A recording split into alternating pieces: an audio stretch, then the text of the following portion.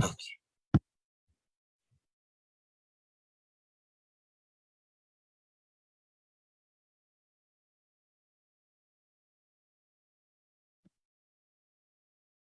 Jazakumullahu khairan.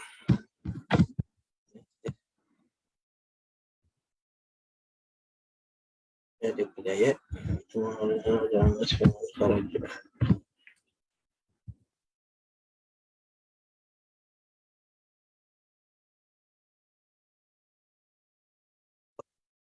Okey.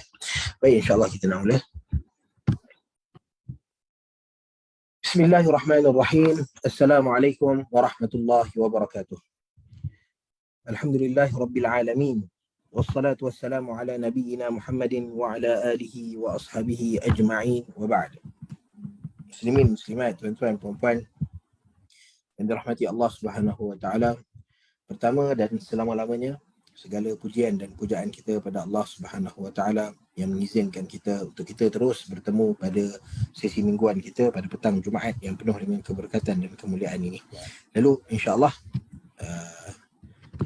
pada hari ini kita akan meneruskan bicara kita dan perkongsian kita di dalam ayat-ayat di dalam surah An-Nisa. Mungkin ada orang tertanya-tanya, saya tengok ada ramai yang baru menjengah ke kita punya perkongsian ini.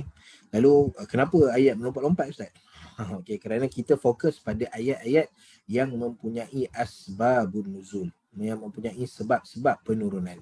Okey, ayat-ayat lain pun ada sebab penurunannya, namun sebab penurunannya tidak sekhusus, tidak terperinci seperti mana ayat-ayat yang kita bicarakan di dalam sesi mingguan kita ini. Lalu pada sesi yang lepas kita masih bercerita tentang ketaatan kepada Allah Subhanahu wa taala, ketaatan kepada Allah Subhanahu wa taala dan ketaatan kepada Nabi sallallahu alaihi wasallam. Okey. Lalu kita menceritakan bagaimana dalam sesi yang lepas bila mana kita menyebutkan tentang ayat ke-83 daripada surah An-Nisa, di mana dalam ayat ini Allah Subhanahu wa taala fokus kepada walau radduhu. Okey, walau radduhu. Ada perkara-perkara yang manusia ni bila dia melalui satu fasa, okey, fasa di mana dia akan masuk kepada daripada dia janin, okey, kemudian dia keluar menjadi bayi, sabi, okey, kemudian tifl, dia jadi kanak-kanak, okey. Kemudian dia jadi remaja apa bahasa Arab dia usia yang sinul murahiqah, kita panggil al-murahiqah. Okey, di mana ni usia yang sedang meningkat remaja. Sedang meningkat remaja. Remaja ni bukan remaja sebab murahiqah ni dia bermula daripada dia baligh. Okey, 15 tahun. Okey, sehinggalah usia dia mungkin mencecah 35, 36, okey. Sebab usia macam ni, okey, 15 sampai 35 ni kita panggil, kita yang namakan dia sebagai remaja, tetapi dia bukan dalam usia remaja, tapi dia dalam usia sedang murahiqah. Murahiqah ni daripada kita nampak daripada sinul murahiqah ni waktu orang sedang berpenat lelah. Ya, dia sedang belajar tentang kehidupan. Okay, dia sedang membelajar kehidupan, dia sedang membina prinsip dalam kehidupan, okay, dia membina tata cara, okay, macam mana dia nak hidup, macam mana nak berinteraksi dengan orang tu, dengan orang ni. So ini sinul murahiqah. Okay, sebelum dia masuk kepada al-kuhl. Okay, ni sebelum jadi tua, ni 40 dan ke atas. Okay, ini adalah tempoh matang. Kematangan yang amat matang. Okay, di mana apabila, apa dimaksudkan dengan matang? Matang ni macam bila pokok dia dah matang, maksudnya dia dah relax dah, dia dah tak penat dah dia nak keluarkan buah ke apa ke, ataupun kalau dia keluar buah pun dia keluar dalam tempoh yang sama, yang tidak berubah pada tiap-tiap tahun. Okey, itu al-kuhl, kematangan. So kematangan ini terjadi setelah melalui proses murahiqah. Okey, sinul murahiqah. Setelah dia belajar, dia penat lelah apa semua. Okey, lalu ada fasa-fasa yang berlaku di mana janin memang manusia tak berkuasa buat apa-apa. Sabi dia dah boleh mampu untuk mengurus diri dia, tapi sikit-sikit.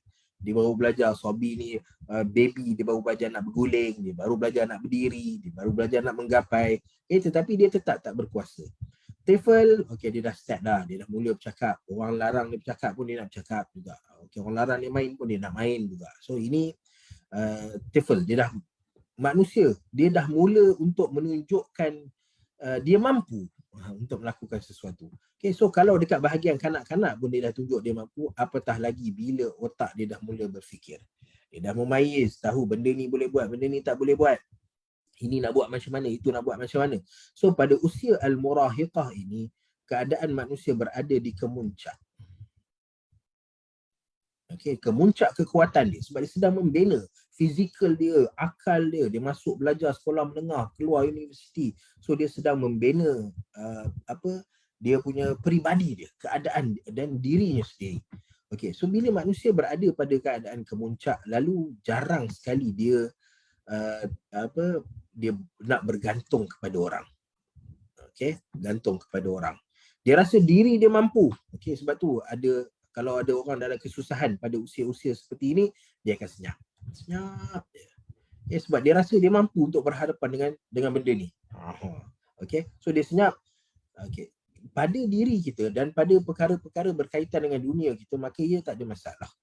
Okay, tetapi pada perkara berkaitan dengan agama, maka ia tidak boleh. Okay, sinul murahiqah ini adalah sin untuk kita belajar dan melakukan kesilapan. Banyak orang melakukan kesilapan pada usia-usia ini, 15 sampai 35 ataupun 15 sampai 39 lah kita tunjuk. Okay, sebab alkohol ni 40 ni dah masuk usia kematangan. So ini waktu-waktu dia melakukan kesilapan. Okay, semua orang akan buat silap. Nabi SAW bagi tahu, kullu bani Adam khata'un. Semua anak-anak Adam akan buat silap. Cuma apa yang membezakan antara orang ni dengan orang tu, orang A dengan orang B dengan orang C dan D apabila melakukan kesilapan, bagaimana mereka mengatasi ataupun menyelesaikan. Okey, menyelesaikan kesilapan. Okey, berhadapan dengan kesilapan, overcome kesilapan yang mereka lakukan. Okey. So dalam ayat ini Allah Subhanahu Wa Taala fokus pada satu benda.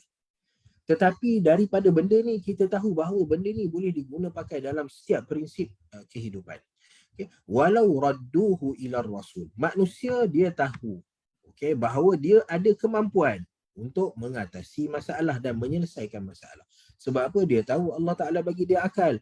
Dia tahu dia ada fizikal dia. Dan dia tahu ada orang-orang di sekelilingnya. Walau bagaimanapun kebiasaan manusia ni dia akan berbangga dengan diri dia sendiri. Sebab tu kita jumpa masalah yang berlaku pada usia murahiqah ni apa? Orang yang riak, ujub, takabur.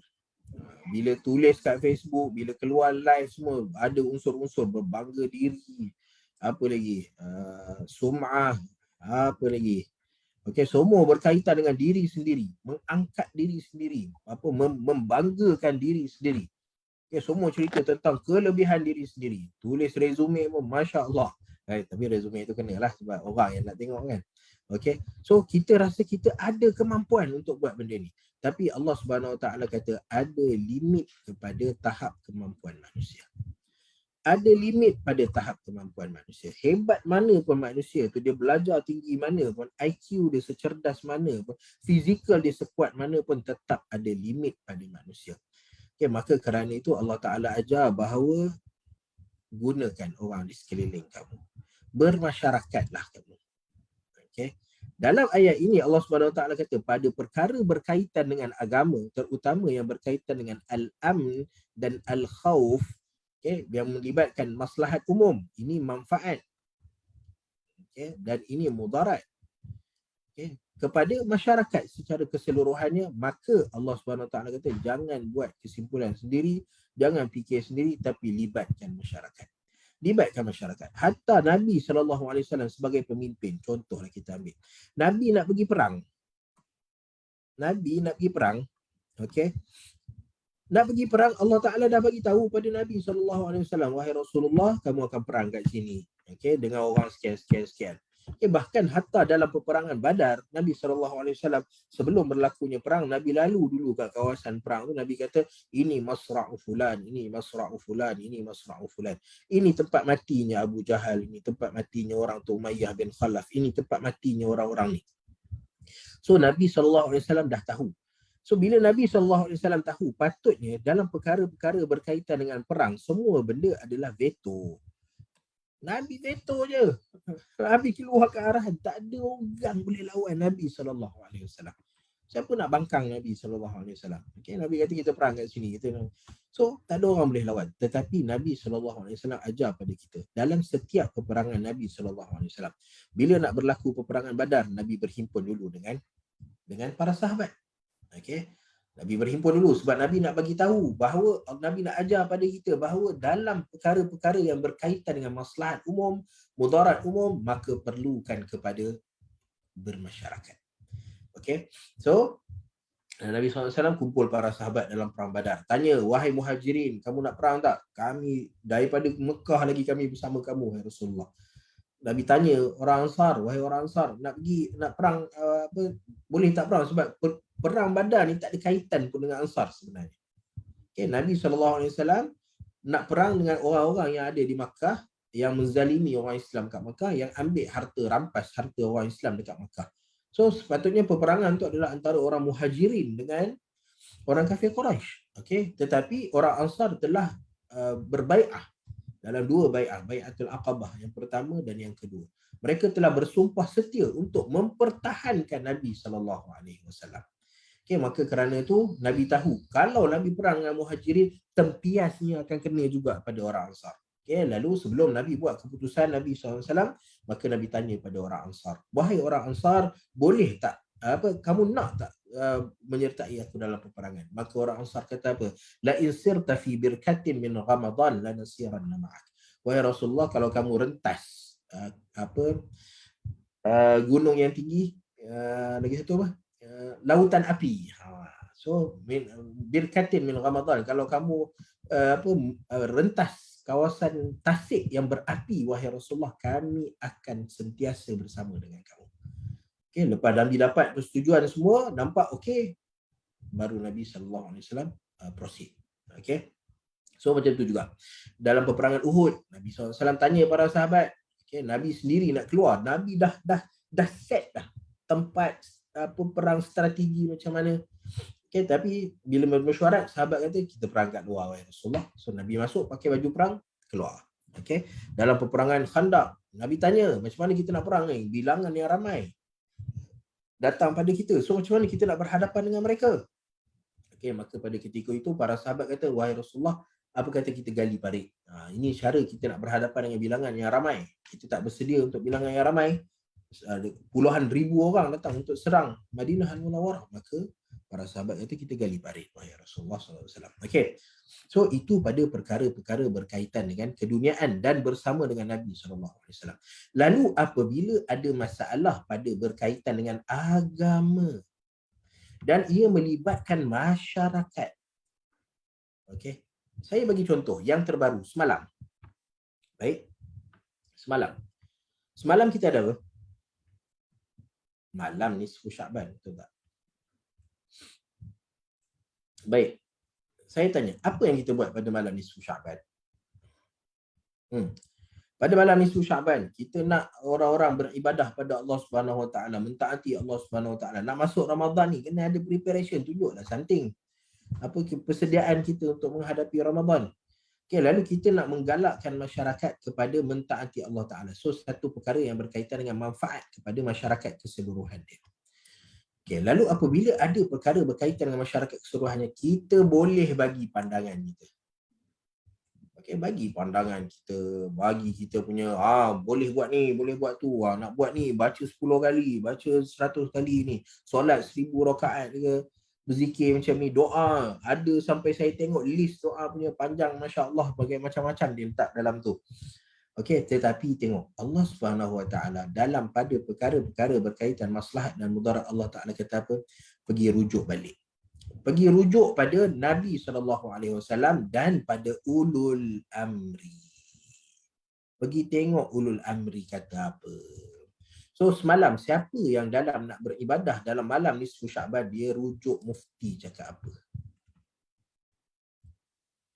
Dia rujuk mufti cakap apa?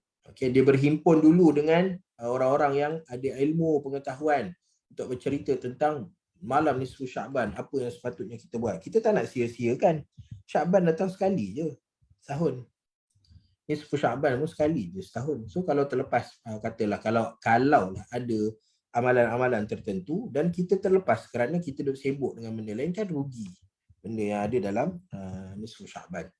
Okay, so apa, wa idza ja'ahum amrun minal amni awil khawfi adha'u bih. Maka ramai daripada orang dia tulis kat Facebook, dia share, dia tulis apa, buat live dekat TikTok, dekat mana-mana semua cerita tentang malam ni Syaban apa semua. Tetapi Allah Subhanahu Wa Taala kata ada benda yang berkaitan dengan agama yang melibatkan amalan masyarakat, maka pergi rujuk kepada para mufti. Rujuk kepada mufti, pejabat agama. Mufti cakap apa? Orang Kuala Lumpur tengok mufti dia cakap apa. Orang Pahang, orang Sembilan, orang Perlis, orang Perak tengok mufti dia cakap apa berkaitan dengan malam nisfu Syaban.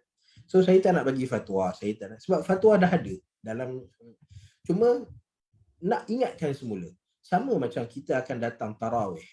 Okey. Tarawih dalam apa, bulan Ramadan. Lalu ada sebahagian kata buat 8 lah. Sebahagian kata 20 apa, 8, 20 power ya. Ada sebahagian kata wah kita tiru Ahli Madinah, 36 rakaat kita salat tarawih. So setiap orang dikeluarkan pandangan dia. Dia bagi ni kena solat tarawih macam ni sebab apa ni macam apa.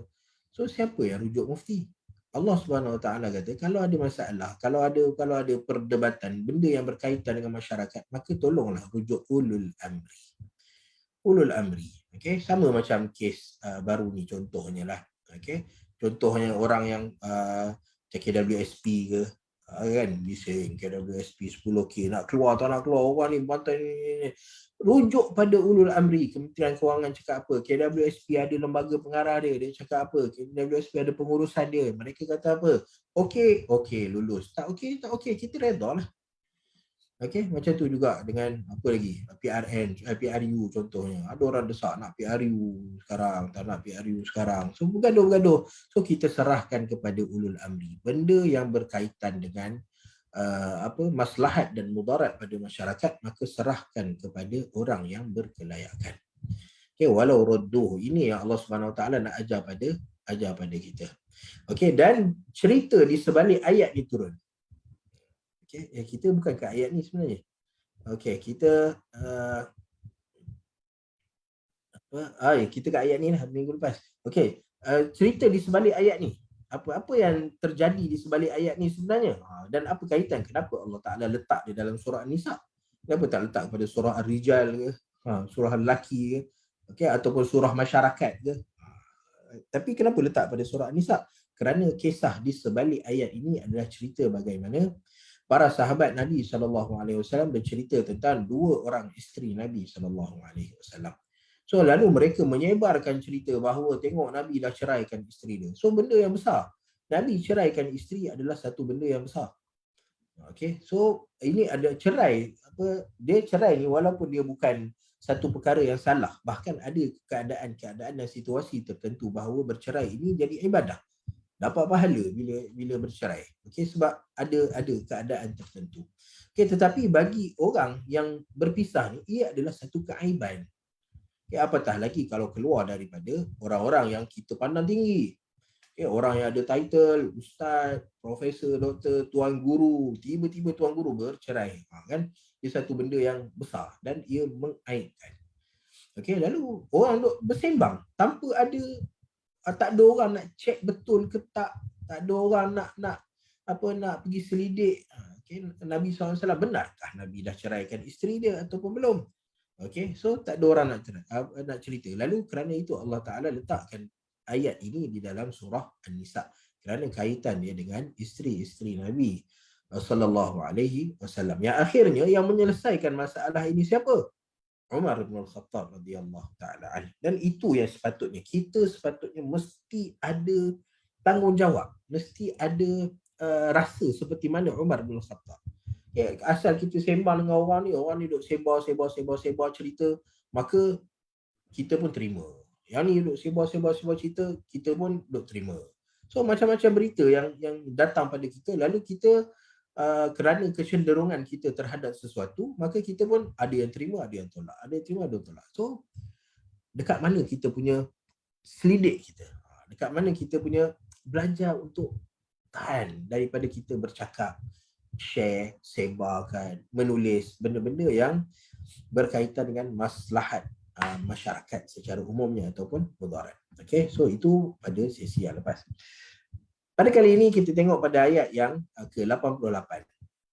Okey, di mana kita dah baca ayat ke-88, fama lakum fil munafiqina fi'ataini wallahu arkasahum bima kasabu aturiduna an tahdu man adallallah wa man yudlilillahu falan tajida lahu sabila.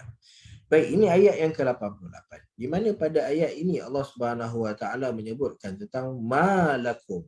Ni okey. Ini ayat teguran. Okey, kalau kita biasa dengan orang Arab, okey, malakum. Okey, malak. Kamu ni kenapa? Okey, so ini ayat kalau kita tak biasa dengan orang tu, okay, kita tak biasa dengan dia ada okey, satu Arab ni bila kita bercakap dengan dia, okey, katalah kita guna ayat perkataan ni kan, malak. Okey, malakum ataupun malak. Siapa nak test dengan orang Arab boleh lah. Okey, malakum malak. Okey. Satu, kita kena tengok dari sudut makna.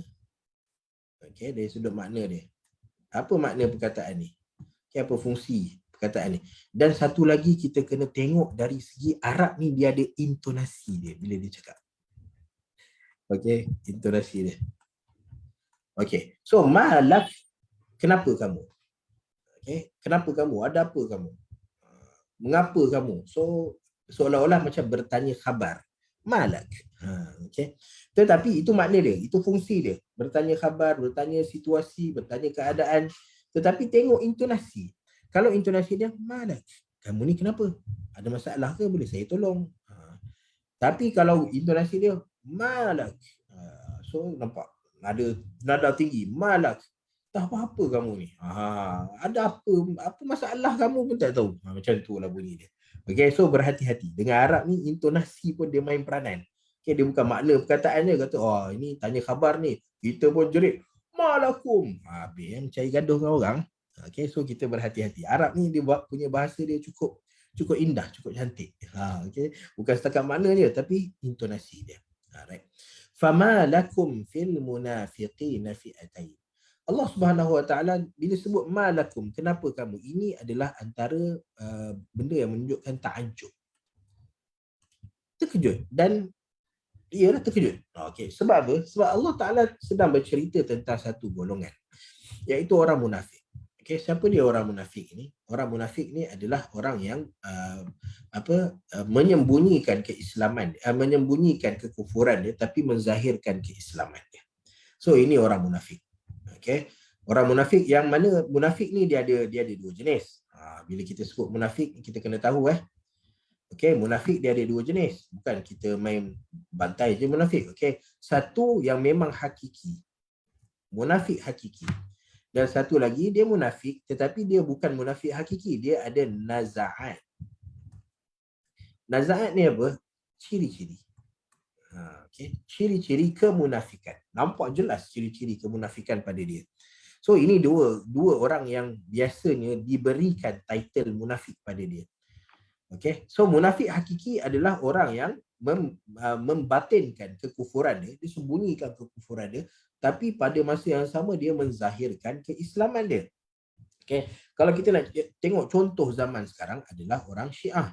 Dan bukan Syiah biasa, Syiah Rafidah. Mungkin ada orang Syiah dia marah. Okay. Syiah Rafidah. Siapa dia Syiah Rafidah ni? Syiah Rafidah ni adalah orang yang pertama dia mengingkari, sebahagian daripada mereka mengingkari kenabian Nabi SAW. Okay, kenabian Nabi. Dia tak ingkar Nabi itu sebagai Nabi, tapi dia kata wahyu sepatutnya turun kepada Ali, bukan turun kepada Muhammad SAW. So kalau kita dengar ayat seperti ini, adakah kita nak kata, oh dia ni beriman pada Allah Subhanahu Wa Taala? Sudah tentu kita kata ini kufur pada Allah Subhanahu Wa Taala. Macam mana boleh kata Jibril salah? Jibril pergi dengan perintah Allah Subhanahu Wa Taala dengan nabi-nabi dan rasul sebelum dia tak pernah miss tiba-tiba dengan Nabi SAW tersilap. So ini kekufuran pada Allah Subhanahu Wa Taala. Ingkar kepada dan seolah-olah mendakwa ataupun memberi tuduhan bahawa Jibril telah mengkhianati amanahnya. Okay, so ini kekufuran pada Allah Subhanahu Wa Taala. Tetapi Syiah Rafidah ini mereka pergi haji. Okay, bila ada jihad, perang dengan musuh Allah Subhanahu Wa Taala, perang dengan Amerika ke dengan apa, mereka yang ke hadapan. Okay, so nampak keislaman mereka. Solat mereka solat. Okay, walaupun solat atas batu Karbala dekat kepala dia, tapi dia solat. Dia keluarkan zakat. Bahkan zakat dia mungkin lagi besar, lagi banyak daripada zakat orang Islam biasa. So nampak keislaman dia, tetapi tengok dalam hati dia mereka mengingkari. Benda ni dekat mana kita nampak? Ada orang, ustaz, saya tak pernah tengok, saya kawan ramai Syiah, tapi kenapa saya tak pernah tengok mereka ni ingkar kenabian Nabi SAW? Okay, kenapa mereka ni, mereka kata Quran tak lengkap. Okay, Quran tak lengkap. So bila kata Quran tak lengkap, maksudnya Nabi sembunyikan Al-Quran, tak cerita habis Quran tu kepada manusia. So Quran tak lengkap, disembunyikan. Okay, so ini tuduhan yang bawa kepada kekufuran. Macam mana bagi tuduhan seperti itu? Tak ada adab dengan Nabi SAW. Okay, so bila orang kata, ustaz, saya tak pernah tengok pun mereka ni mengingkari Al-Quran Karim. Sebab tu kita kata munafik ni siapa? Munafik ini adalah orang yang menyembunyikan. Nampak? Dia membatinkan, menyembunyikan. So benda yang sembunyi susah untuk kita bawa keluar. Dia bukannya maksud sembunyi ni maksudnya kita nampak terang-terang mereka ni ingkar pada. Tak nampak. Okay, so kat mana kita nak tahu mereka ni benda yang mereka sembunyikan? Bila duduk bersama dengan mereka. Bila belajar, lalu kelas-kelas mereka. Baca buku-buku yang penulisan tokoh-tokoh agama mereka, maka kita akan dapati benda ni. Okay, antara benda yang Syiah Rafidah kata, Ali adalah jelmaan Tuhan. Akidah hulul, Ali jelmaan Tuhan di atas muka bumi ni. So macam mana kita nak terima benda-benda seperti ini? Ini kekufuran pada Allah Subhanahu Wa Taala. So bahkan itu tak termasuk lagi benda-benda fiqh yang solat mereka ada 3 kali solat je. Dan mereka ada nikah mut'ah ikut suka mereka, nak nikah hari ini, esok nak cerai, nikah sekarang sejam lagi cerai. Nikah mereka nikah mut'ah semata-mata kerana keseronokan nafsu mereka. So ini munafik hakiki. Pada zaman sekarang ni, bila kita cerita ni Syiah Rafidah, munafik hakiki. Pada zaman Nabi SAW pun sama, mereka menyembunyikan. Bila duduk dalam majlis Nabi SAW, mereka lah orang yang duduk kat depan, tempat paling depan. So sampai sahabat kata, kalau tengok pun kata, oh hebat orang ni. Tak ada orang lagi hebat. Majlis Nabi je duduk kat depan. Tapi Allah Ta'ala pecahkan tembelang mereka dalam Al-Quran. Mereka duduk kat depan, tapi bila mana mereka keluar, mereka bertanya sesama mereka, apa yang kamu dengar daripada Nabi SAW? Cakap, oh aku tak dengar apa-apa dia. Macam tu je mereka bercerita sesama mereka. Okay? Dan mereka bila mana Nabi SAW nak pergi berjihad di jalan Allah Ta'ala, mereka antara yang ke hadapan. Okay, sebab mereka tahu di sebalik jihad tu akan dapat ghanimah, harta peperangan. So mereka yang ke hadapan bila Nabi panggil. Tapi bila nak keluar pergi jihad, mereka lah yang paling lambat sekali untuk keluar. Okay, so itu orang-orang munafik pada zaman Nabi SAW, dan begitulah munafik hakiki pada zaman sekarang, iaitu golongan Syiah Batiniyah ataupun Rafidah. Okay. Baik. Lagi satu lagi golongan yang dapat title munafik juga, tapi mereka ni bukan munafik hakiki. Mereka ada naza'at an-nifaq. Okay, mereka ada ciri-ciri kemunafikan. Cakap bohong ni. Tak ada cakap yang betul. Semua dia cakap je mesti bohong. Okay. Bagi amanah je hilang, macam-macam alasan dia bagi. Okay, bagi amanah kita serahkan tanggungjawab pada dia, tak pernah selesai tanggungjawab tu. Bahkan tanggungjawab tu jadi terabai. Seolah-olah dikhianati. Dan bila mana mereka bergaduh, Nabi SAW kata mereka akan melampau-lampau dalam bergaduh. So itu orang-orang yang ada naza'at. Okay. Dalam apa situasi sekalipun, munafik hakiki ke, ataupun munafik yang ada ciri-ciri kemunafikan ke, maka kalau ada orang Islam yang berbalah dan mempertahankan, okay, ada orang Islam yang mempertahankan munafik, Okey, mempertahan munafik. Okey. So ada orang Islam dia mempertahankan munafik. So apa kita punya pandangan kita pada orang ni? Kita mesti terkejut. Munafik kot. Okey. Munafik ni paling kurang kalau dia bukan munafik hakiki pun dia bohong. Orang ni kaki bohong kot, kamu nak defend lagi? Okey, orang ni bila gaduh melampau-lampau kot, kamu nak defend. Orang ni tak amanah kot, kamu nak defend dia lagi. So kita akan rasa terkejut. Macam mana ada orang yang mempertahankan munafik ni? So begitu juga Allah Subhanahu Wa Taala menyebutkan di dalam ayat ini, fama lakum fil munafiqina fi'atain. Fi'ah kumpulan. Fi'atain dua kumpulan. Maksudnya ada perkara yang dilakukan ataupun berlaku pada kumpulan orang munafik ini. Lalu orang Islam, Allah Ta'ala kata, fama lakum. Lakum ni balik pada kita orang beriman. Okay, bagaimana kamu orang beriman boleh berbalah tentang munafik? Okey, munafik ni dah tahu hakikat dia macam mana, keadaan dia macam mana. Macam mana kamu boleh jadi dua kumpulan berbalah? Okey. Lalu Allah Subhanahu Wa Ta'ala bagi penyelesaian. So Allah Subhanahu Wa Ta'ala dia bukan macam kita. Kita kritik lepas tu senyap. Masuk ada benda tak kena dengan kita kritik kat persatuan penduduk, kita kritik dekat kelas, kita kritik dekat masjid pun kita kritik. Kritik tapi bila minta apa penyelesaiannya? Tak ada. Allah Subhanahu Wa Ta'ala bagi teguran, bagi kritikan pada orang kafir, orang musyrik, pada hatta pada sebahagian orang yang beriman pada Allah Subhanahu Wa Ta'ala. Tetapi setiap daripada teguran dan kritikan yang Allah Ta'ala beri, Allah Ta'ala bagi penyelesaian. Sebab itu dalam agama Islam ini agama yang cantik, sangat cantik. Sebab Allah dalam Islam ni dia ada sesuatu yang dinamakan sebagai alternatif, badal. Islam ajar pada kita benda-benda yang dinamakan sebagai alternatif. Bahkan ada kitab yang ditulis Ahkamul Badal fil Islam. Perkara-perkara yang boleh yang ada alternatif dalam Islam. Okey, contoh. Bila mana Allah Subhanahu Wa Taala kata, okey, tak boleh makan riba. Okey. Riba ni tak boleh. Orang kafir, orang musyrik zaman Nabi SAW, antara pendapatan utamanya adalah riba. Riba ni maksudnya orang kaya bagi pinjaman, lepas tu dia ambil interest. So itu riba. Okey, lalu riba ni riba ni adalah benda yang mendatangkan kewangan. Okey, maksudnya dia adalah sumber pendapatan. Okay, lalu apa masalahnya pada riba? Kita dah korbankan duit kita dah ni apa semua. Lalu ini adalah bentuk kezaliman. Okey, bentuk kezaliman. Dapat duit daripada orang tanpa buat apa-apa. Hanya kerana kita berjasa pada dia, lalu kita pun bully dia, suruh bagi lebih kat kita. So ini riba. Lalu bila orang tanya, okay, so kalau tak buat riba, macam mana nak dapat harta kekayaan? Macam mana nak dapat duit? Maka Allah Ta'ala kata, wa ahallallahu al-bai'. Allah Ta'ala kata, nak dapat duit, maka baik. Jual beli. Kamu jual barang, dapat barang. Betapa banyak untung kamu boleh buat dan tak ada orang persoalan apa-apa. Kalau kamu nak doublekan, triplekan harga keuntungan kamu, tak ada orang cakap apa. Okay, sebab kamu sedang menunjukkan, kamu sedang memberi mereka satu produk ataupun satu perkhidmatan kepada mereka. Okay, so al-bai'. Allah Ta'ala menghalalkan bai' dan waharramar riba. Allah Ta'ala mengharamkan kamu semata-mata kerana jasa. Bukannya kita bagi barang ke, perkhidmatan ke. Kita tolong pun bukan kalau orang ambil riba, tolong dia tu bukan tolong yang ikhlas. Okey, kita tak bolehlah tanya pasal ikhlas kan. Tapi tolong kerana nak dapatkan riba. So nampak tak dia punya keikhlasan tak ikhlas tu kita tak tahulah.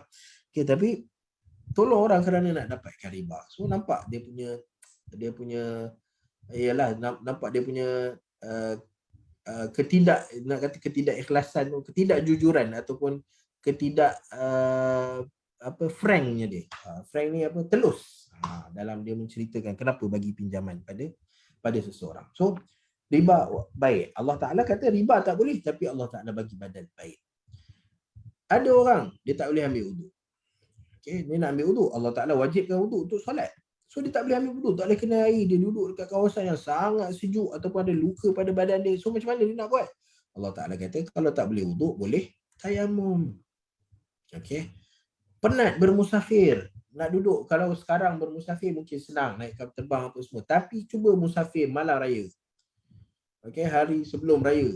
Pergi musafir sebelum tu. Kita akan merasai betapa bebannya musafir ni. Okey, betapa sengsaranya musafir ni pada hari sebelum raya. So, susah untuk kita nak berhenti-berhenti, nak buang air pun, benda keperluan pun susah. Nak solat pun susah. Lalu Allah Ta'ala bagi kita untuk jamak dan qasar. Okay, ada badal, ada ganti dia. Tak boleh solat berdiri, boleh solat duduk. Semua benda ada badal, ada ganti dia. Okay, hatta kejahatan-kejahatan yang kita buat, kita nak baiki balik kejahatan tu susah. Lalu Allah Ta'ala kata, innal hasanati yudhibna sayiat. Alternatifnya, banyakkanlah buat baik. So, buat baik ni, dia boleh cover balik. Dia boleh tutup kita punya sayiat kita. Okay. Okay, so, apa dia? Ini sebab tulis pun tak jelas. Okey, fama lakum fil munafiqin. Lalu kita balik pada ayat kita ni, bagaimana Allah Subhanahu Wa Taala terkejut dengan orang beriman. Macam mana kamu boleh jadi dua kumpulan yang berbalah berkenaan dengan orang munafik? Sedangkan munafik dia tahu hakikat dia.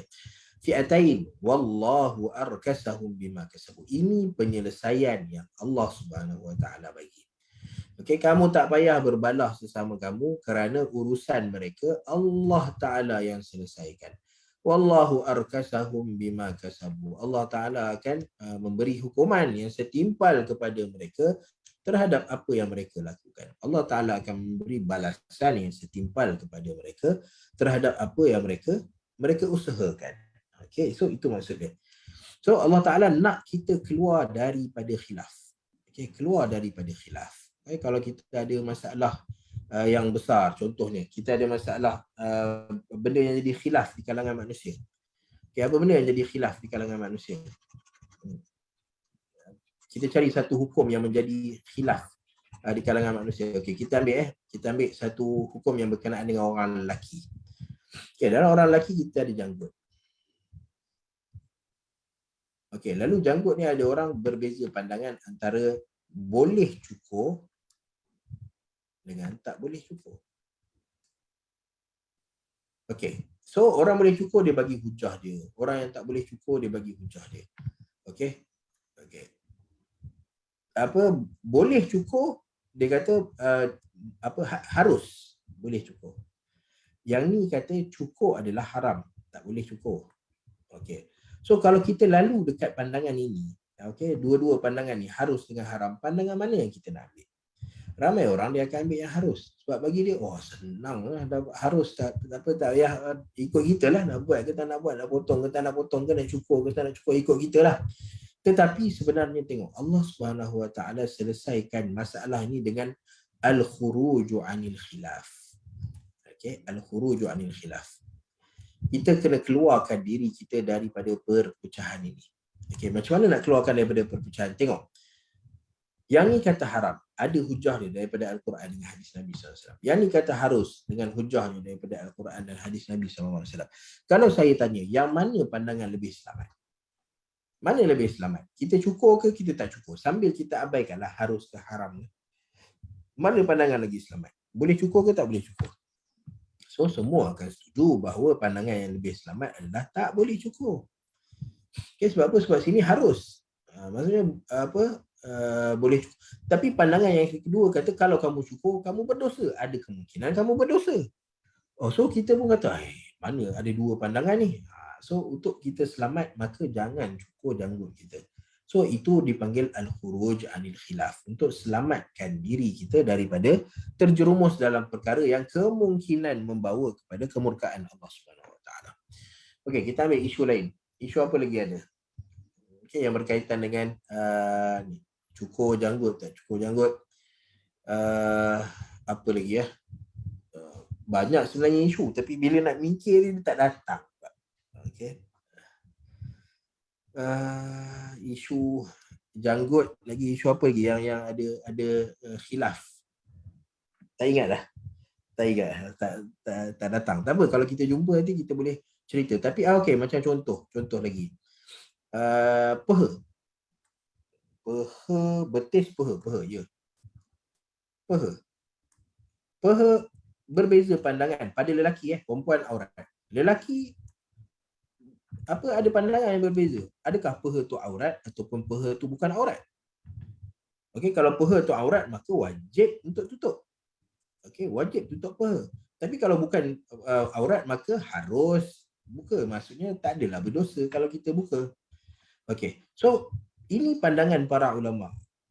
Peha aurat, peha bukan aurat. So, kalau kita nak ambil pandangan, kita ambil yang mana? Kita ambil yang khuruj anil khilaf. Yang mana lebih selamat? Yang mana lebih selamat? Peha tu aurat ke tak aurat? Sudah tentu ambil peha tu aurat lebih selamat. Okey. Kalau kita ambil yang tak aurat, maka ditakuti bahawa pandangan aurat ni lagi kuat. So, kita sedang mendedahkan aurat kita. Tapi kalau kita ambil pandangan ni, peha tu aurat, kita akan sentiasa tutup peha kita. So, tak jadi isu. Okay, sama macam ni. Kalau kita sentiasa tak cukur janggut kita, maka kita selamat. Tapi kalau kita cukur janggut kita, tiba-tiba dengar ya, ada pandangan ulama kata cukur janggut ni haram. Tak, kita rasa gelisah. Okay. So, sentiasa ambil yang khuruj anil khilaf, yang selamat. So, Allah Ta'ala bagi penyelesaian yang sama. Kamu berbalah tentang satu isu pada orang munafik, maka Allah Ta'ala kata tak payah masuk campur. Sebab apa? Sebab orang munafik ni Allah Ta'ala yang tentukan. Sebab nifak ni benda yang ada dekat mana? Nifak benda yang ada dalam hati. Tak ada orang boleh tengok. Sebab tu para sahabat, Umar bin Khattab, dia adalah antara orang yang paling sangat nak cari siapa dia munafik, siapa dia munafik. Sebab dia tak nak solat jenazah pada orang-orang munafik.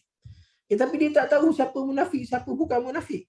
Umar bin Khattab. Satu-satunya manusia yang tahu siapa munafik dan bukan munafik adalah sahibu sirri Rasulullah sallallahu alaihi wasallam, iaitu Hudzaifah bin Yaman.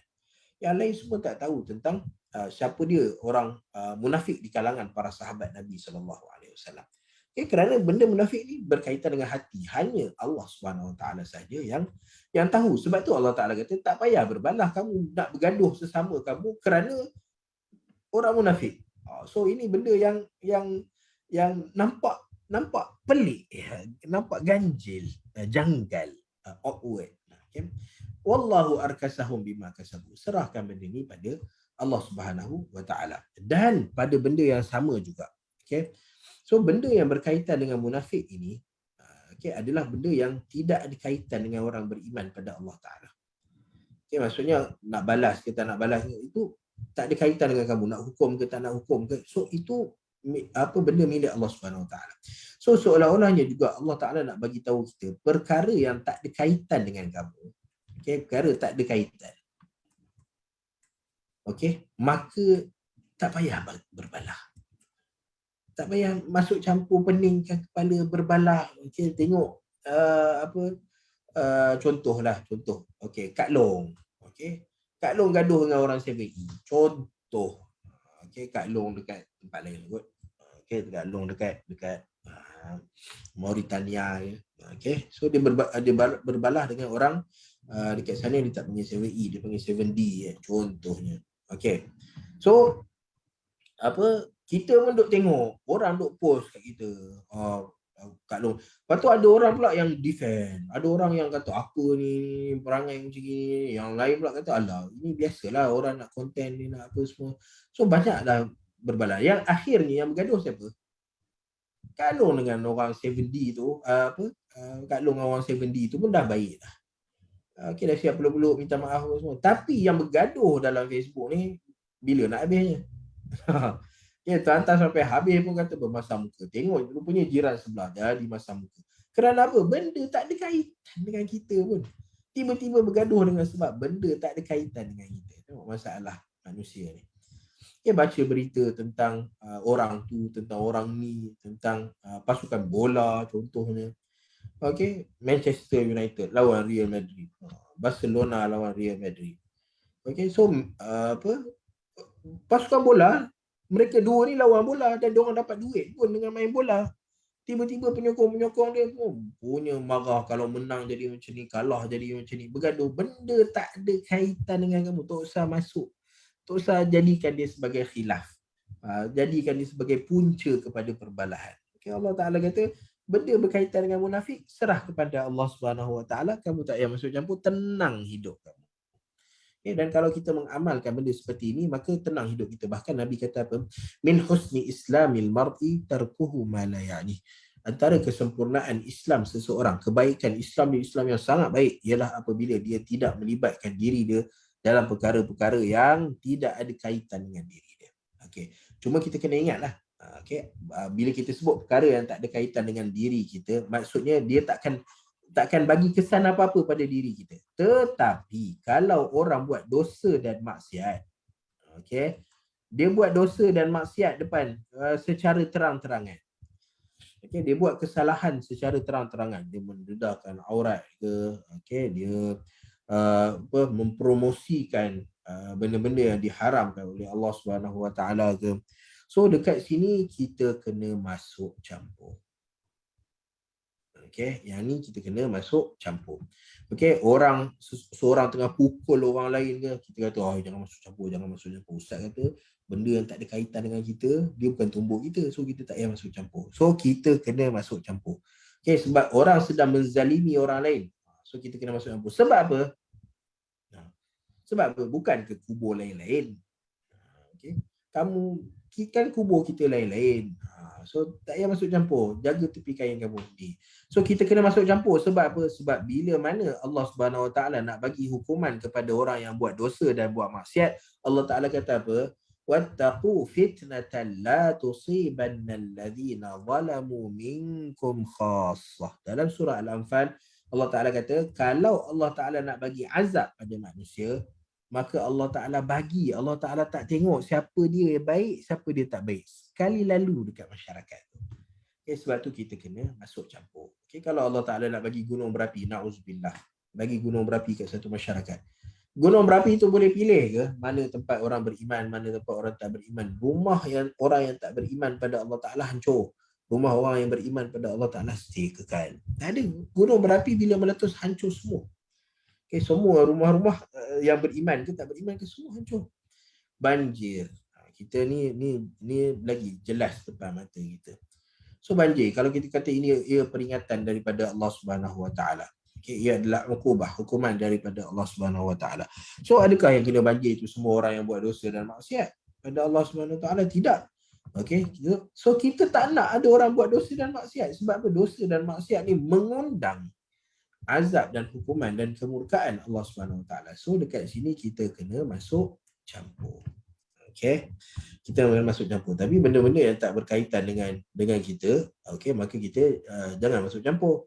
Tengok orang berbalah. Ayam dulu ke telur dulu. So kita pun nak join juga, ayam dulu ke telur dulu. So kita melibatkan diri kita dalam masalah yang sepatutnya tak perlu ada kepada kita. So Allah Ta'ala mengajar kita dekat sini, wallahu arkasahum bima kasabu. Allah Ta'ala yang akan menyelesaikan orang munafik, kamu tak payah bergaduh dan berbalah tentang orang munafik. Aturiduna an tahdu man adallallah. Adakah kamu nak an tahdu man adallallah? Kamu nak memberi hidayah kepada orang yang Allah Ta'ala sesatkan. So dekat ayat ni pun ada satu persoalan besar. Bila mana Allah Ta'ala kata aturiduna an tahdu man adallallah. So apa persoalan yang ada dekat sini? Persoalan yang ada dekat sini ialah kalau Allah Ta'ala dah tentukan orang tu dia takkan beriman pada Allah Subhanahu Wa Ta'ala. So apa fungsinya kita berdakwah? Allah Ta'ala kata adakah kamu nak memberi hidayah kepada orang yang Allah Ta'ala dah sesatkan? So kita tahu dekat dunia ni ada golongan sesat. Sesat daripada agama Allah Subhanahu Wa Ta'ala. Lalu kita pula sedang berusaha untuk membaiki orang-orang yang sesat ini. Kita nak kembalikan mereka ke pangkal jalan. Tapi bila kita baca ayat ni, adakah kalian nak memberi hidayah kepada orang yang Allah Ta'ala sesatkan? So kita tengok dia seolah-olah kata, ni Allah Ta'ala dah sesatkan, kenapa kita perlu bersusah payah untuk mengembalikan mereka? Macam Nabi SAW. Orang kafir Quraisy, mereka memilih untuk sembah berhala dan memusuhi Nabi SAW. Tapi kenapa Nabi masih memenatkan diri Nabi SAW untuk pergi ajak orang-orang kafir ini beriman pada Allah SWT? Sedangkan Allah Ta'ala kata, orang dah Allah Ta'ala dah sesatkan, kamu masuk campur pasal apa? So kenapa kita buat juga? Kerana man adallallah. siapa yang Allah Ta'ala sesatkan. So saya tanya soalan, macam mana kita tahu seseorang tu Allah Ta'ala dah sesatkan dia ke tak sesatkan dia? So macam mana kita tahu? So jawapannya kita tak tahu. Allah Ta'ala tak pernah buka tu bagi kat siapa-siapa. Ini manusia yang Allah Ta'ala dah sesatkan dia. Ini manusia yang Allah Ta'ala dah sesatkan dia. So oleh kerana kita tidak tahu siapa dia manusia yang Allah Ta'ala sesatkan, maka tanggungjawab kita untuk kita terus membantu orang-orang yang sesat jalan dia. Okay. So orang yang sesat jalannya, maka kita bantu. Kita bantu, dan siapa yang kekal sesat, maka mungkin itu orang yang Allah Ta'ala sesatkan dia. Tetapi berapa ramai orang yang sesat jalan, dia dapat kembali ke pangkal jalan apabila ada orang yang datang tolong dan bimbing dia. Okay. So aturiduna an tahdu man adallallah. Maka kita tahu bahawa ayat ini sebenarnya adalah untuk menceritakan bagaimana orang-orang yang telah mati, telah mati ataupun pada perkara-perkara yang kita masuk campur dalam perkara yang tak ada kaitan dengan kita. Masuk campur dalam perkara-perkara yang tidak ada kaitan dengan kita, sama macam kisah orang munafik. So kita nak tahu sekarang ni, apa sebenarnya yang berlaku kepada orang munafik, dan apa yang menyebabkan orang Islam berbalah sesama mereka terhadap apa yang dilakukan oleh orang munafik ini. Baik, kita dapat cerita ni, kita dapat faham ayat ni apabila kita tengok kepada sebab turunnya ayat ini. Baik, sebab turunnya ayat ini adalah hadis daripada Zaid bin Thabit radhiyallahu taala anhu. Daripada seorang sahabat Nabi namanya Zaid bin Thabit. Zaid bin Thabit ni adalah seorang yang terkenal. Terkenal sebab apa? Sebab yang pertamanya, Nabi SAW, bila mana orang lain pergi berjihad, pergi berniaga, kumpul harta, Zaid bin Thabit, Nabi SAW suruh berjihad juga. Tapi jihad Zaid bin Thabit adalah pada ilmu. Nabi SAW suruh Zaid bin Thabit untuk belajar bahasa Hebrew dan Syriani. Tapi Syriani ni dia tak banyak lah. Sebab apa? Sebab Syriani ni bahasa untuk kitab Injil.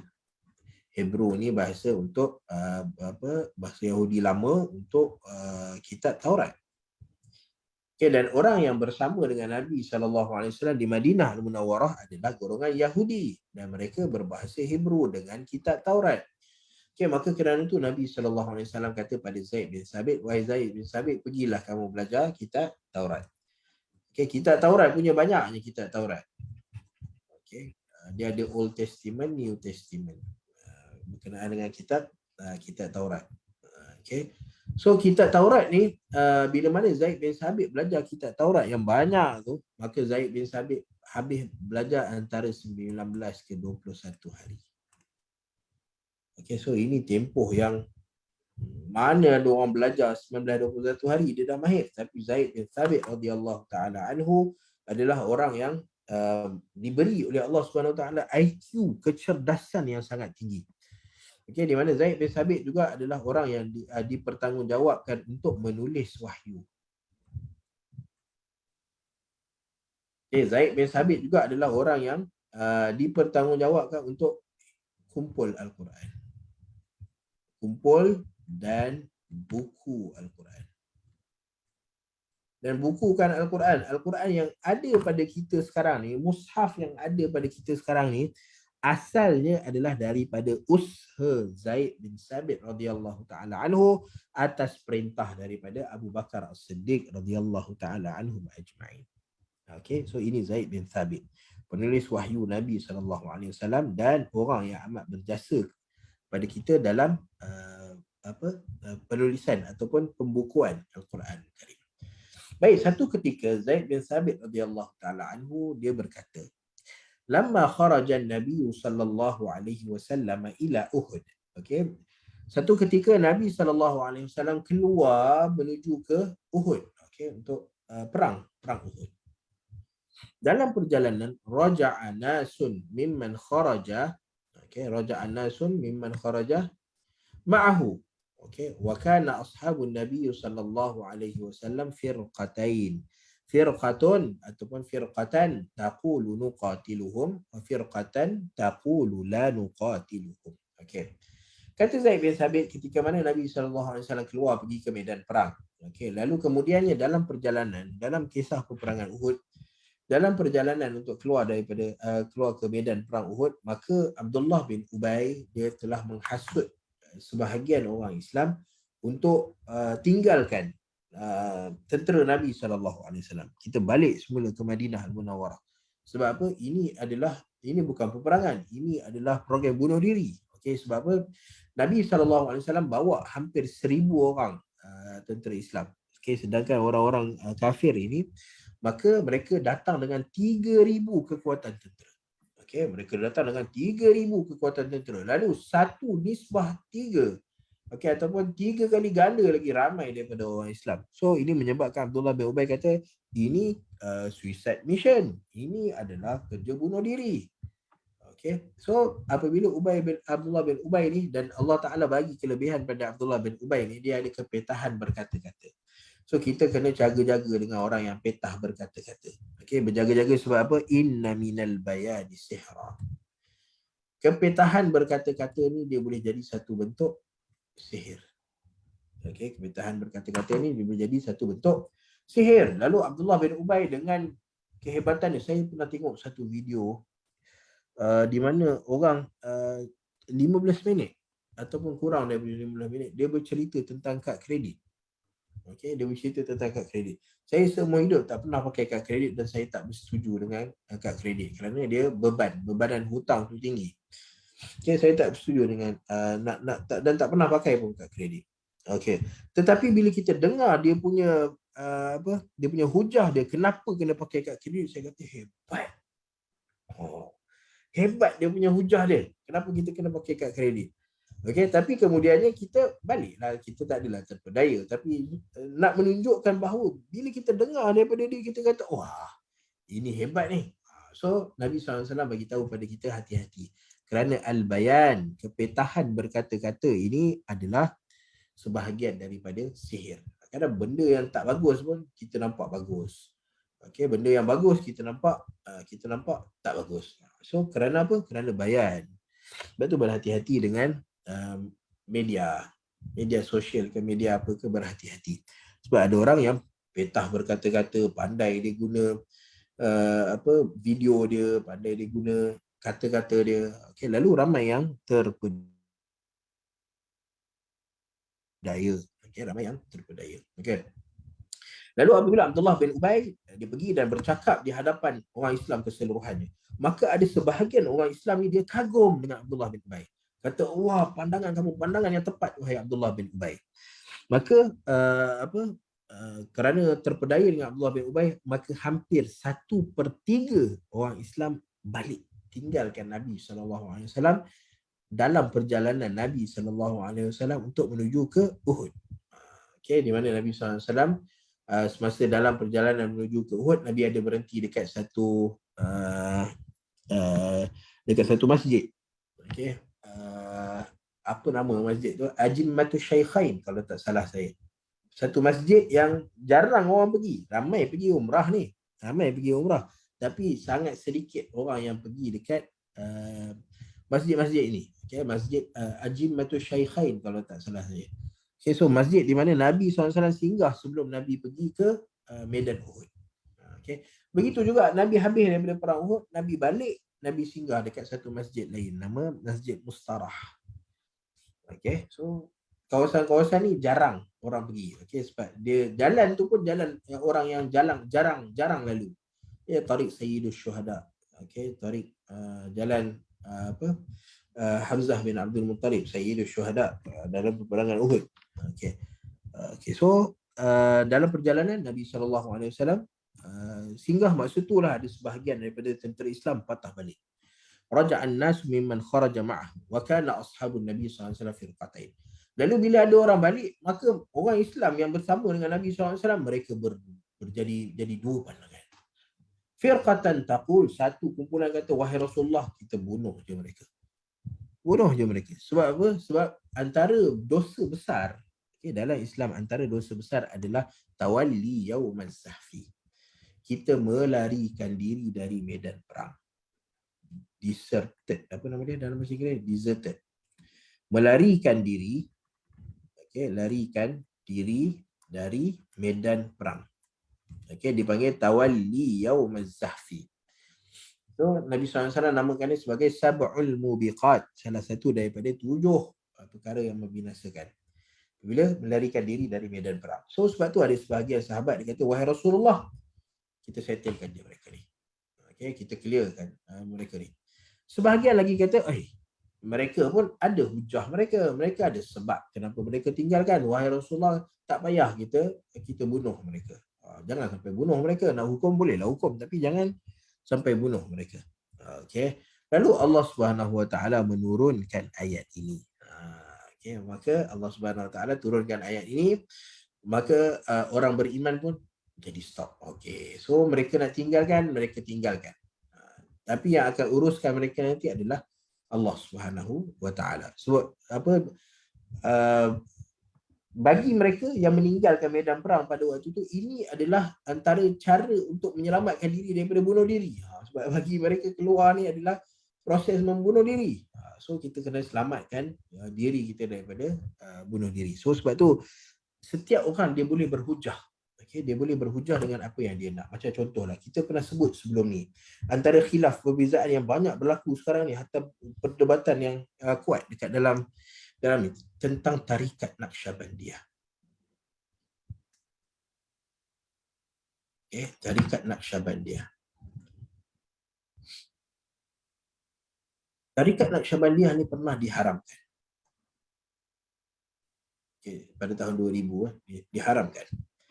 Okay, diharamkan Naqsyabandiyah Aliyah ni dengan dia punya syekh dia Nazim Haqqani, dengan Badruddin Adil, Baharuddin Adil, anak dia. Okay, Naqsyabandiyah ni diharamkan. Kerana apa? Kerana dia seolah-olah mempertuhankan. Dia punya cara tu pun dah memang jauh dah daripada agama. Tetapi yang paling besar yang mereka lakukan adalah mempertuhankan mereka punya tok guru mereka, Nazim Haqqani tu. So sampai yang Nazim Haqqani tu apa dia kata, itulah wahyu daripada Allah Subhanahu Wa Taala. Tak ada orang boleh bangkang Nazim Haqqani ni. Ini tarikat Naqsyabandiyah sampai diharamkan. Okey, diharamkan pada tahun 2000. Okey, lalu sekarang ni muncul balik. Okey, muncul balik tarikat Naqsyabandiyah dan ajaran-ajaran mereka. So menyebabkan orang beriman dia jadi dua kumpulan. Satu kumpulan kata, kita terima mereka, apa kesalahan yang mereka buat? Bukannya melanggar syariat Allah Subhanahu Wa Taala ke apa. Satu lagi kata mereka melanggar syariat Allah Subhanahu Wa Taala, beribadah dengan benda yang tak diajar oleh Nabi sallallahu alaihi wasallam. So ada dua. Maka setiap kumpulan ini, maka dia akan bagi hujah dia. Okay, kumpulan yang menyokong dia bagi hujah dia, kumpulan tak menyokong dia bagi hujah dia. Okay, lalu Allah Subhanahu Wa Taala dalam ayat ini Allah Taala kata apa? Wallahu arkasahum bima kasabu. Dua-dua ni akan berada di dalam penilaian Allah Subhanahu Wa Taala. So tarikat ni sendiri, bila kita nak tengok ataupun kita nak join ke, kita nak apa ke, kita tengok dia punya apa pandangan Allah Subhanahu Wa Taala pada dia. Kita cuba untuk bawa pandangan agama terhadap tarikat Naqsyabandiyah ni. Okey, tarikat ni boleh diguna pakai ke tak boleh diguna pakai? Bila mana berzikir, tak ada dah subhanallah, alhamdulillah, Allahu akbar. Lepas tu berzikir sambil melompat-lompat. So kita kata, ini apa yang sedang berlaku pada masyarakat Islam ni? Bila mana kita duk sibukkan diri kita dengan zikir-zikir yang dibuat oleh manusia, yang manusia kata tak ada salah pun berzikir pasal perkara ni. Kesalahan dia adalah orang akan abaikan ajaran Nabi sallallahu alaihi wasallam. Contoh saya kata, kalau ada orang yang berzikir, contoh antara zikir yang dibawa oleh tarikat Naqsyabandiyah ni adalah hu. Okay, dia kata hu ni adalah antara kemuncak zikir. Kemudian ada okay, kemudian ada hak, hai. Okay. Saya cerita ni, terus ada buat pula. Okay. So dia kata ini adalah kemuncak zikir. Hu. Okay. Dia kata ini adalah kemuncak zikir. Okay, so kalau kita buat benda ni, okay, katalah saya tak berpegang dan tak boleh nak menganggap benda ni zikir sebab tidak ada pujian pada Allah Ta'ala. Zikir ni adalah kita nak mengingati Allah Ta'ala dengan bentuk kita memuji Allah Subhanahu Wa Ta'ala. Kita nak cari bahagian rahmat Allah Ta'ala pada kita. So kita puji Allah Subhanahu Wa Taala. Tapi dalam ayat hu saya tak nampak dekat mana pujian dia. Tapi katalah lau faradna jadala. Okey, katalah kita terima pandangan orang yang kata hu ni boleh. Okey, hu ni boleh. Okey, maka ramailah orang yang buat hu. Okey, ramai orang buat hu. Okey, atau apa kesan dia? Apa kesan dia? Kesan dia, waktu yang sepatutnya dia isi dengan subhanallah, alhamdulillah, Allahu Akbar. Tapi dia diisi dengan benda ni yang belum tentu lagi dapat pahala, dapat ganjaran apa-apa daripada Allah Subhanahu Wa Taala. Melainkan mungkin Allah Taala ganjarkan niat dia. Sebab dia niat nak berzikir pada Allah Subhanahu Wa Taala. Itu ganjaran. Tapi perbuatan ini belum tentu Allah Taala bagi ganjaran. Tapi bila baca subhanallah, alhamdulillah, Allahu Akbar, maka confirm dapat ganjaran daripada Allah Taala. Apatah lagi kalau kita guna dua perkataan yang berat pada neraca Allah Subhanahu Wa Taala, subhanallah wa bihamdih, subhanallahil azim.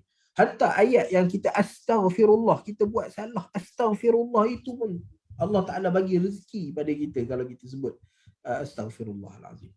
So tapi bila kita isi dengan hu so rasanya orang akan mula tinggalkan benda yang Nabi ajar, benda yang Allah Ta'ala sebut dalam Al-Quran. Itu kesilapan, kesalahan paling besar. Kalau orang tanya apa salahnya buat benda, salahnya ialah kamu abaikan ajaran Nabi SAW. So kita kena berhati-hati. Okay, kita kena berhati-hati. Kenapa pada ajaran-ajaran ni mungkin nampak sebahagian orang nampak kerasnya, kasarnya. Kenapa nak kena selagi mana mereka ni nisbahkan diri mereka pada Islam, maka tak ada masalah. Masalah bukan balik kepada pandangan kita. Kita punya pandangan mungkin saya nak baik dengan semua orang. Okay, kita nak dengan A pun kita baik, dengan B pun kita baik. Itu yang kita nak. Tetapi bila mana kita nak berinteraksi dengan orang, benda kita kena tengok adalah bagaimana pandangan agama, syariat terhadap benda ini. Okay, syariat kata okey, kita terima. Syariat kata bermasalah, maka jauhkan diri kita. Jauhkan diri kita. Kita tak nak terlibat, kita tak nak termasuk dalam perkara-perkara yang boleh menjauhkan rahmat Allah Ta'ala daripada kita. Kita tak nak benda tu. Okay, so sayang bila mana masa kita boleh diisi dengan baca Al-Quran, berapa banyak pahala kita boleh, tapi diisi dengan benda-benda yang kita tak tahu manfaat dia apa. Okay, so bila kita tak tahu, orang terpaksa menulis lah. Okay, bila zikir hu dapat apa? Kesihatan yang baik, pahala berkali ganda, dimudahkan urusan, dimurahkan rezeki. Tapi bila tanya dapat daripada mana ni? Dapat daripada mana ganjaran-ganjaran ni? So kita pun jadi dapat daripada mana? Tok guru saya bagi tahu. So benda ganjaran ni adalah benda yang datang daripada Allah Ta'ala. So kalau Allah Ta'ala tak bagi green light, Nabi tak sampaikan, daripada mana kita boleh menjamin ada ganjaran-ganjaran ini? Sebab tu dalam perbezaan pandangan kita terhadap sesuatu, maka kita selesaikan dengan tengok apa pandangan Allah Subhanahu Wa Taala dan Nabi SAW terhadap perkara-perkara ini. Okey, ini contoh je, contoh. Okey, so turunnya ayat ini adalah kerana orang-orang munafik yang meninggalkan medan perang. Ketika mana mereka nak perang dah ni dengan orang kafir, tapi tiba-tiba mereka meninggalkan medan perang. Okey, maka Allah Taala kata jangan kamu bebankan kepala kamu dengan urusan mereka. Urusan mereka biar Allah Ta'ala yang settlekan. Sebab kalau kamu berbalah dengan orang-orang munafik ni, mereka akan balas balik dengan hujah mereka. So penat. So serah pada Allah Subhanahu Wa Taala. Sebab tu dalam perkara-perkara yang seperti ini, okay, dalam katalah kita ada isu, okay, satu isu yang melibatkan perbalahan, okay, antara dua kumpulan, okay, dan kita nak Allah Ta'ala jadi hakim. Maksudnya dekat akhirat nanti kita nak tahu siapa betul, siapa salah. Okey, maka di sana ada sesuatu yang nama dia mubahalah. Mubahalah. Thumma nabtahil fanaj'al la'natallahi 'alal kadhibin. Okey, bermubahalah maksudnya satu kumpulan akan kata kamu salah, kamu berdusta pada Allah Ta'ala. Dan kumpulan lagi satu pun sama. Kamu salah dan kamu berdusta pada Allah Subhanahu Wa Taala. So dekat hari akhirat nanti Allah Taala akan selesaikan urusan mereka. So mubahalah ni adalah gencatan senjata. Masing-masing dah dah memberi laknat pada masing-masing. So gencatan senjata itu mubahalah. Okay, gencatan senjata semasa di dunia, tetapi kesan dia adalah kesan yang sangat besar dekat akhirat, dekat akhirat kelak. Okay, so berhati-hati. Wa qala innaha taibatu ataupun taibatun tanfi apa tanfi apa dia kat sini, az-zunub kama tanfi an-naru khabath al-fiddah. Okay, maka Nabi SAW kata apa? Innaha taibah. Kamu jangan risau pasal orang munafik dalam berada kat Madinah ni. Kerana Madinah ni taibah. Dia adalah tempat yang baik. Dan Madinah ni akan tanfid dhunuba kama tanfid naru khabath al-fiddah. Madinah ni dia akan buang al-dhunub, dosa-dosa dan maksiat daripada Madinah. Kama tanfid naru khabath al-fiddah. Seperti mana api-api ni dia menghilangkan kekotoran pada besi. Kita ada besi ataupun logam apa-apa yang kotor, ada bertumpuk-tumpuk benda apa kat situ. So kita nak hilangkan sumbing ke kotoran pada logam tu, maka kita letak atas api. Lalu dengan dia jadi lembut, kita boleh buang kekotoran-kekotoran ini. Okey, so Nabi SAW perumpamakan Madinah Al-Munawwarah ni dia akan bersihkan diri dia. Okay, sebab tu kalau kita tengok sekarang ni, ada tak orang munafik dekat Madinah Al-Munawwarah? Susah kita nak jumpa. Tak jumpa. Orang kafir ada tak dekat Madinah Al-Munawwarah? Tak ada. Tak boleh nak masuk dekat Madinah Al-Munawwarah. So, kalau ada orang yang terlepas, maka kita bagi peringatan. Okay, kita bagi peringatan kepada orang-orang yang buat dosa dan maksiat dan mereka terlepas masuk. Sebab kadang-kadang kita pergi kat dalam Madinah, dalam Mekah, dalam Madinah, kita tengok duduk sebelah Kaabah, duduk dekat dengan Masjid Nabawi, makam Nabi SAW, tapi duk merokok. Duk mengumpat orang. Semua benda ni benda bawa dosa. Okey, cuma dekat Madinah Nabi kata dia tanfidh dhunub, dia akan membersihkan benda tu. So macam mana cara bersihkan dia? Nabi kata man ahdatha fiha hadathan aw awa muhditha fa alaihi la'natullahi wal malaikati wan nasi ajma'in. Siapa yang buat dosa, yang buat maksiat dekat Madinah Al-Munawwarah, ataupun dia tak buat dosa, dia tak buat maksiat, tapi dia tolong orang buat dosa, dia tolong orang buat maksiat dekat Madinah Al-Munawwarah, maka Nabi SAW kata fa alaihi la'natullah. Orang ni akan dapat laknat daripada Allah Taala. Tak cukup dengan tu. Wal malaikah, laknat daripada para malaikah, wan nasi ajma'in, dan laknat daripada sekalian manusia. Okey, hatta dekat hari akhirat Nabi kata apa? La yaqbalullahu minhu sarfan wala adla. Kalau dia nak hilangkan dosa dia tu, dia nak hilangkan maksiat dia tu pada hari akhirat nanti, Allah Taala tak akan terima. So sampai ke tahap tu. Okey, so Nabi SAW bagi tahu bahawa kamu jangan risau pasal orang munafik, Allah Taala akan selesaikan mereka. So macam tu juga, kita nak Allah Ta'ala berpihak pada kita. Kadang-kadang kita rasa dizalimi. Ada benda-benda yang berlaku dekat kita dekat dunia ni, dan kesan dia adalah kita rasa kita ni orang tak berlaku adil pada kita, kita dizalimi, lalu kita bermubahalah. Okay, panggil, kalau kamu betul-betul jujur, okay, kita bermubahalah. Okay, kalau saya benar, Allah Ta'ala akan laknat kamu. Dan kamu juga cakap benda sama. Kalau saya benar, Allah Ta'ala akan laknat kamu. So laknatullahi 'alal kadhibin. So penyelesaian kita adalah serah pada Allah Ta'ala. So bila kita dah serah pada Allah Ta'ala, kita akan rasa tenang. Mungkin kita tak dapat kejayaan yang kita nak dekat dunia, kemenangan yang kita nak dekat dunia, tapi dekat hari akhirat confirm dan pasti kita akan dapat benda yang kita nak. Okay, so itu sebab turunnya ayat 88 daripada surah An-Nisa. Okay, baik, kita nak pergi pada surah ayat yang seterusnya. Okay, baca kunut subuh. Itu pun khilaf. Masya Allah, wanita sedang haid baca. Ini lagi Masya Allah perbezaan. Antara contoh-contoh benda khilaf. Okay, wanita sedang haid baca Quran. Okay, wanita sedang haid baca Al-Quran. So boleh tak wanita haid baca Quran? Okay, Nabi SAW sebut tidak, orang-orang yang junub dia tak boleh nak membaca Al-Quran. Okay, tak kira lah wanita sedang haid ke ataupun lelaki yang sedang dalam keadaan junub. Okey, dia tak mandi wajib lagi. So dia tidak boleh membaca Al-Quran Karim. Diharamkan, bahkan baca bukan dapat pahala, baca dapat dosa. Diharamkan untuk mereka baca Al-Quran. Okay, namun ada sebahagian daripada para ulama kata tidak ada larangan yang jelas. Okay, daripada Nabi SAW bahawa wanita yang sedang haid tidak boleh membaca Al-Quran. Maka sebab tu ada sebahagian yang membenarkan untuk membaca Al-Quran Karim.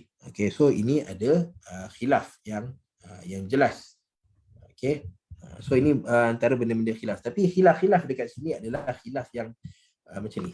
Saya cerita sikit pasal khilaf. Seronok sebenarnya cerita pasal khilaf ni. Okay. Kita sebut dulu. Bila kita sebut sebagai khilaf, okay, maka khilaf ni ada dua jenis dulu. Yang pertama diterima. Yang kedua ditolak. Okay. Khilaf yang diterima dipanggil khilaf mu'tabar.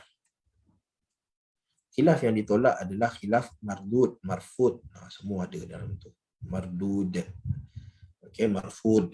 Okay, so itu khilaf yang tak diterima. Okay, khilaf mu'tabar ini adalah khilaf yang kedua-dua ataupun kesemua pihak yang berbeza pandangan ini ada hujah ataupun autoriti.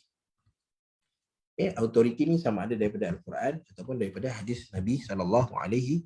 So ini khilaf mu'tabar dan bukan dan mardud. Okay, so dia bergantung. Biasanya khilaf ni sama ada ditolak atau diterima, ditolak atau diterima. Namun ada khilaf yang boleh diharmonikan. Okay, ada khilaf yang boleh diharmonikan. Macam mana aja harmoni? Harmonikan. Okay, khilaf yang boleh diharmonikan dipanggil kaedah ni sebagai al-jam'u bainal aqwal. Okay, di mana para ulama bersepakat bahawa in amkanal jam'u fal jam'u aula. Kalau boleh kita himpunkan khilaf-khilaf ini, maka menghimpunkannya lebih aula, lebih utama. Okey, contoh dalam bacaan Al-Quran. Perempuan haid baca Al-Quran. So ada orang kata boleh, ada orang kata tak boleh. Masing-masing ada hujah, dan bila kita tengok hujah dan hadis masing-masing, maka kita boleh buat satu kesimpulan. Okay, di mana kesimpulannya adalah asal perempuan haid tak baca Quran. Okay, tak baca Quran. Okay, melainkan jika haidnya terlalu lama. Okay, ada orang haid terlalu lama. Biasa standard seminggu, tapi ada orang sampai 2 minggu. Okay, dan kemungkinan ada yang lebih daripada 2 minggu haidnya. Okay, so asal tidak baca Al-Quran. Tapi kalau haidnya terlalu lama dan dia tak baca Al-Quran langsung, solat tak solat, puasa pun tak dan baca Al-Quran pun tak boleh, maka dikhawatiri akan ada gangguan-gangguan syaitan pada dia. Okey, maka kerana tu bila dah lama sangat haid dan seminggu ni biasa standard, lebih daripada seminggu dah rasa tak sedap. Okey, mungkin ada marah-marah ke, rasa ada suudzon ke orang ke, mula dengan perangai-perangai yang tak berapa nak baik ke, maka baca Al-Quran.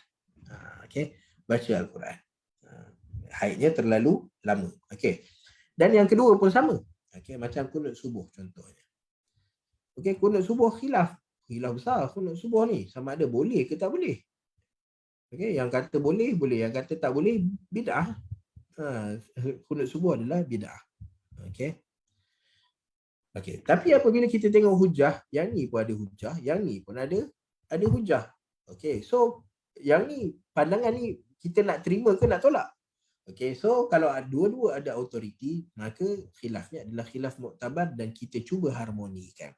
Lalu kita boleh harmonikan dia. Macam mana kita nak harmonikan dia? Kunut subuh ni, okey, pada asalnya Nabi SAW tidak kunut subuh. Okey, namun ada situasi-situasi Nabi kunut.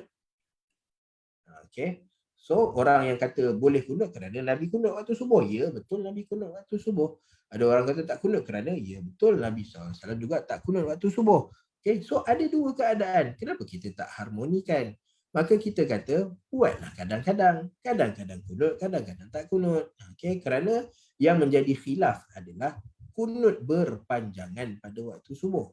Yang tu yang menjadi khilaf di kalangan ulama. Maka kalau kita harmonikan, kita kata kadang-kadang kita kunut, kadang-kadang kita tak kunut, sebenarnya kita dah boleh keluar daripada khilaf, daripada perbalahan kita. Sebab benda yang boleh diharmonikan, kita harmonikan. Okey. So itu cerita daripada perkongsian yang ada dekat chat tadi. Terima kasih. Okey, baik. Kita nak masuk pada ayat ke-94. Okey, ayat ke-94 daripada sempat kita ambil sikitlah ayat 94. Kita baca dan kita tengok hukum tajwid dia, penerangan dia kita akan ambil pada sesi akan datang insya-Allah. Okey, kita baca sikit. A'udzu billahi minasyaitonir rajim. بسم الله الرحمن الرحيم يا أيها الذين آمنوا إذا ضربتم في سبيل الله فتبينوا ولا تقولوا لمن ألقى إليكم السلام لست مؤمنا ولا تقولوا لمن ألقى إليكم السلام لست مؤمنا تبتغون عرض الحياة الدنيا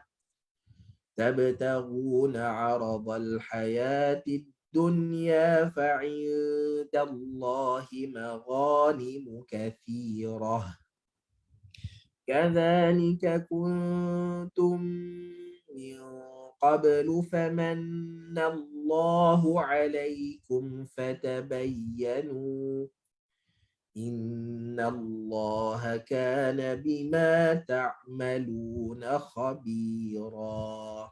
Okey, baik, itu ayat surah An-Nisa ayat 94. Okey, maka antara benda yang kita nak tengok dalam ayat ni adalah yang pertamanya adalah panjang dan pendek tak apa, tak ada masalah. Cuma kita fokus kepada yang pertama, qalqalah. Okey, darabatum. Okey, walaupun qalqalah huruf ba ni dia qalqalah pada huruf nipis, relax dia pun boleh. Darabtum. Okey, cuma kenapa orang Arab bila dia baca dia tak ada masalah, tapi kita baca kenapa kita kena jelaskan bunyi qalqalah. Darabtum kerana kita ada huruf P. Okey. Arab dia tak ada P. So dia tak ada masalah. Darabtum bagi orang Arab bila dia dengar ya huruf ba. Okey. Tetapi Arab dia tak ada parking. Kalau Arab dia nak parking dia akan kata barking. Sebab tu kalau dia tanya orang dia kata can I bark here? Dan orang yang faham dia akan kata of course but not too loud. Padahal dia nak parking kereta, dia bukan nak bark. Okey, parking. So kita ada huruf P, Arab dia tak ada P. Okey, sebab tu kita bila kita baca maka jangan keluarkan huruf P. Idza darabtum darab nampak darab seolah-olah P. Darab nampakkan lantunan dia. Okey, cuma janganlah takalluf sangat sampai darabatum. Itu tak payahlah. Itu nampak kemelampauan sikit kan. Okey. So kita nak darab. Okey, nampak jelas dia punya lantunan supaya dia tak keluar P. Darabtum. Fi sabilillahi fatabayyanu ولا تقولوا لمن ألقى إليكم السلام لست مؤمنا. Sama juga tabtaguna عرض الحياة الدنيا فعند الله مغانم كثيرة. Okey, cantik semua, mudah insya-Allah. كذلك كنتم. Okey, saya suka sebut pasal kuntum. Sebab apa kuntum ni? Kuntum nama majalah ya. Okey, kuntum dia ada ikhfa. Ikhfa ni ada kaitan dengan dengung. Okey, so dalam ikhfa ada dua benda kita kena tengok. Satu dengung, satu ikhfa. Apa dia dengung? Apa dia ikhfa? Okey, dengung adalah bunyi yang keluar daripada hidung kita. Itu dengung. Okey, so kita nak berdengung. Okey, kita nak berdengung dekat sini. Dengung ada dengung nipis, dan ada dengung tebal. Okey, ada dengung yang ada dengung yang apa beza dia? Okey, ada dengung tebal, ada dengung nipis. So macam mana kita nak tahu mana dengung tebal, mana dengung nipis? Bergantung kepada huruf selepas huruf berdengung. Huruf berdengung adalah nun mati. Ni adalah huruf berdengung. Sebab tu nama hukum dengung ni nun mati dan tanwin ataupun mim mati dan tanwin, kerana huruf yang berdengung dua je. Okey, huruf yang berdengung ada dua sahaja, iaitu nun dan mim, dan biasanya nun mati dan mim mati. So ini huruf yang berdengung. Okey, so kita nak tahu dengung kita tebal atau nipis, maka kita tengok pada huruf yang di selepas huruf berdengung. So ta sifat dia tebal ke nipis? Sifat dia nipis, maka kita nipiskan dengung kita. Okey, rendahkan lidah kita. Kul, okey, kul. Okey, harus jangan kul. Itu tebal. Kul, okey, nipiskan. Okey, itu pada dengung. Dan kemudiannya dekat sini ada ikhfa. Okey, so apa maksud ikhfa? Ikhfa ni adalah sembunyi ataupun samar-samar. Kalau dalam buku tajuk itu samar-samar. Okey, di mana nun tu huruf berdengung pun jadi samar-samar, huruf selepas huruf berdengung pun dia jadi samar-samar. So dia berada di antara dua. Antara nun dengan ta. So macam mana kita nak buat dengan keadaan seperti ini? Okey, ramai orang dia gantung lidah dia. Dia gantung lidah dia. Macam mana dia gantung lidah dia? Okey, dia gantung lidah dia. Okey. So bila gantung lidah, maka akan terhasillah bunyi NG. Sebab tu ramai ada di kalangan para yang mengajar Al-Quran, dia kata kalau nak dengungkan yang ikhfa ni, maka kena bunyi dia macam NG. Kan nampak kan macam NG. Okey, tetapi sebenarnya ikhfa ni dia bukan NG, dia antara N dengan T.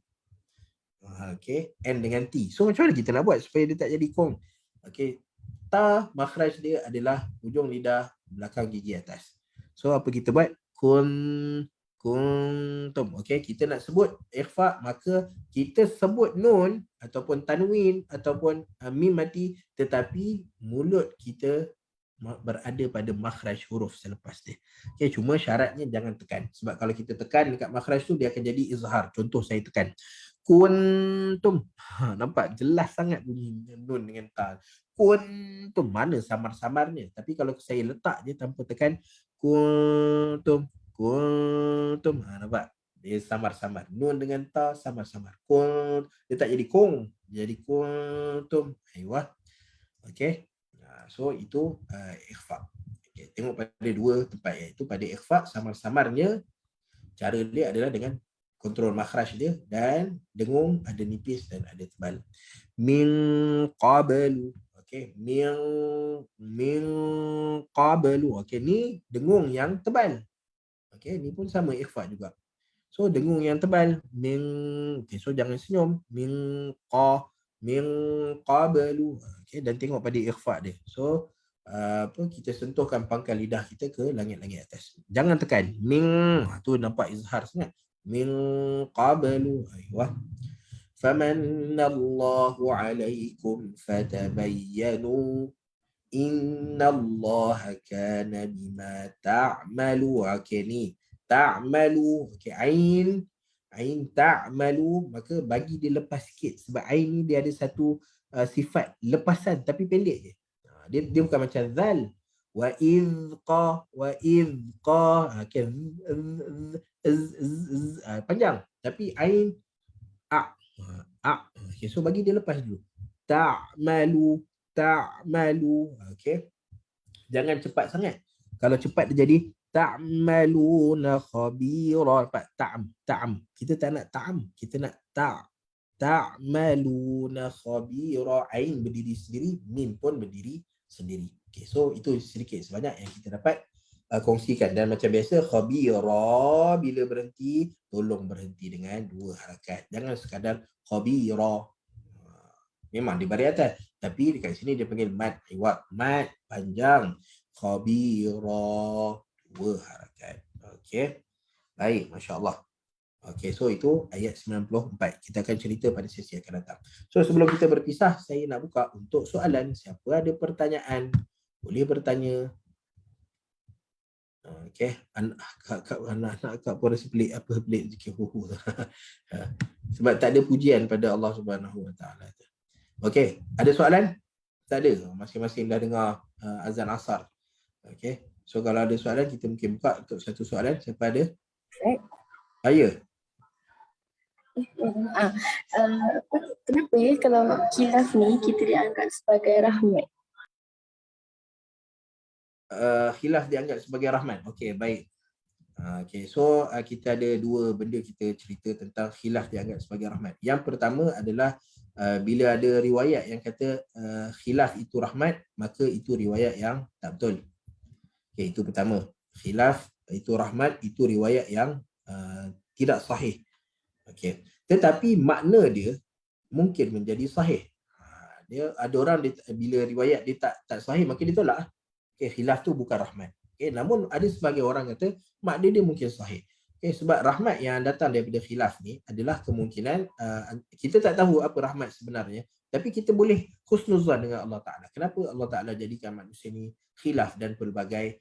Okay, antaranya adalah supaya ada percambahan ilmu. Percambahan ilmu. Orang ni ada hujah ni, orang ni ada hujah dia. Nampak khilaf dia. Okay, dan kemudian kita boleh bertaaruf dan berkenalan. Okey, bertaaruf dan berkenalan. Sebab apa? Sebab perbezaan. Okey, contoh bertaaruf macam mana? Orang Arab. Okey, orang Arab bila dia pegang kepala, orang Arab bila pegang kepala itu tanda sayang. Okey, tapi kita, tak boleh apa pegang kepala, tu khilaf. Khilaf, pegang kepala tak boleh. Tumbuk pegang kepala. Okey, so pegang kepala bagi kita adalah orang menghina kita. Okey, tapi bila kita tahu, kita bertaaruf, ada khilaf. Ada perbezaan di kalangan budaya masyarakat, maka kita lebih berlapang dada.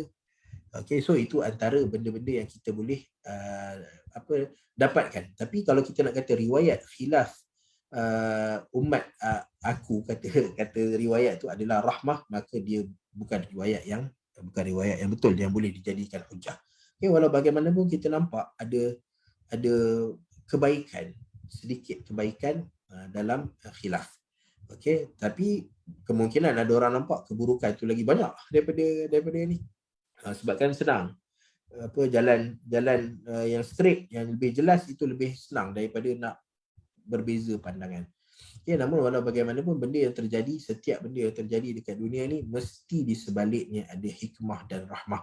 So cuma tinggal cara pandang kita je. Macam mana kita pandang? Kalau kita pandang dengan zon, sangkaan yang buruk, maka buruklah kita nampak. Kalau kita pandang dengan sangkaan yang baik, ada rahmat, ada hikmah di sebaliknya, maka baiklah yang akan kita nampak. Wallahu a'lam. Baik. Okey. Macam mana? Di chat ada soalan. Siapa ada soalan? Dekat chat? Dalam chat. Dalam chat. Okey. Ustaz, kalau nak harmonikan khilaf ada syarat-syarat tertentu ke? Ya, macam kita sebut tadi, nak harmonikan khilaf, kita kena pastikan dulu bahawa khilaf tu muktabar. Okey, khilaf tu muktabar. Okey, bila ada khilaf muktabar, baru kita cuba harmonikan. Okey, walau bagaimanapun macam biasalah, macam ada dua orang yang bergaduh, kita cuba baikkan, kadang-kadang dia jadi, kadang-kadang dia tak jadi. So, bukan semua khilaf-khilaf kita boleh harmonikan. Okey, khilaf-khilaf yang kita harmonikan adalah khilaf yang kita boleh cari titik persamaan, dekat mana dia boleh bertemu. Okey, dan nak buat benda tu bukan benda yang mudah. Okey, bukan benda yang mudah. Kita pun susah juga. Yang senang buat benda tu adalah para ulama yang hari-hari duk berbahas dan bermuzakarah tentang masalah-masalah tertentu. Okey, tapi yang kita boleh dapatkan adalah kalau kita boleh harmonikan antara dua pandangan, tiga pandangan, maka itu yang terbaik. Okey. Tapi kadang-kadang dia tak terjadi, kita kena pilih salah satu dan itu yang paling banyak. Yang paling banyak adalah kalau tak nak ambil, sebab ada benda yang siang dan malam, cerah dan gelap. Yang tu salah satu daripada dua, tak bolehlah ambil cerah dengan gelap macam mana, dua tengah-tengah, tak dapat. Tetapi kalau color dia lain. Dia tak boleh selain hitam putih, selain putih hitam tak. Selain putih ada merah, ada hijau, selain hitam ada kelabu, ada coklat. So ada benda yang kita boleh harmonikan, ada benda yang memang tak boleh harmonikan. Tapi syarat untuk khilaf tu diharmonikan dia mesti khilaf mu'tabar. Maksudnya dua-dua ataupun semua pandangan itu ada dasarnya daripada Al-Quran ataupun hadis Nabi SAW, bukan hanya pandangan-pandangan orang yang dilontarkan. Okey. Wallahu a'lam. Baik. Okey, so dah tak ada soalan dah. Alhamdulillah. Sebab dia bila kita nampak soalan-soalan ni makin susah, kita kena stop kan. Okey. So tak apa, sebab apa, kalau saya tak tahu jawapan, insya-Allah saya akan kata Allahu a'lam. Okey, kerana antara adab kita dengan ilmu, adab kita terutama dengan kalam Allah Subhanahu Wa Taala, benda kita tak tahu maka kita kata Allahu a'lam. Allah Taala lebih mengetahui dia. Okey, baik. So alhamdulillah kita masuk ayat 94. Minggu depan kita akan sambung cerita kita dengan ayat 94.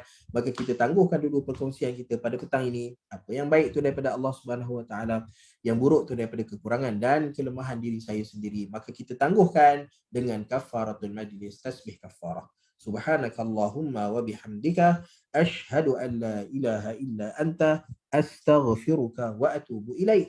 Wa sallallahu ala nabiyyina Muhammad wa ala alihi wa ashabihi ajma'in. Walhamdulillahi rabbil alamin. Sekali lagi sebelum kita berpisah, maka sebar-sebarkan bukan hanya kelas ni, tapi kita ada kelas yang banyak dalam Akademi Tadabbur Malaysia. Maka boleh kongsikan channel Telegram Akademi Tadabbur Malaysia dan sebarkan. Okay, dan seterusnya juga kepada siapa yang nak membantu akademi dalam nak sebarkan maklumat ni, sebab akademi ni dia tak ada, dia bukan ada ambil yuran ke struktur kewangan, mereka bergantung sepenuhnya kepada jasa baik tuan-tuan dan puan-puan siapa nak membantu, sebab lagi banyak bantuan, lagi banyak kelas yang boleh dilakukan, insya-Allah. Okay, so wallahu a'lam. Kita jumpa lagi. Assalamualaikum warahmatullahi wabarakatuh.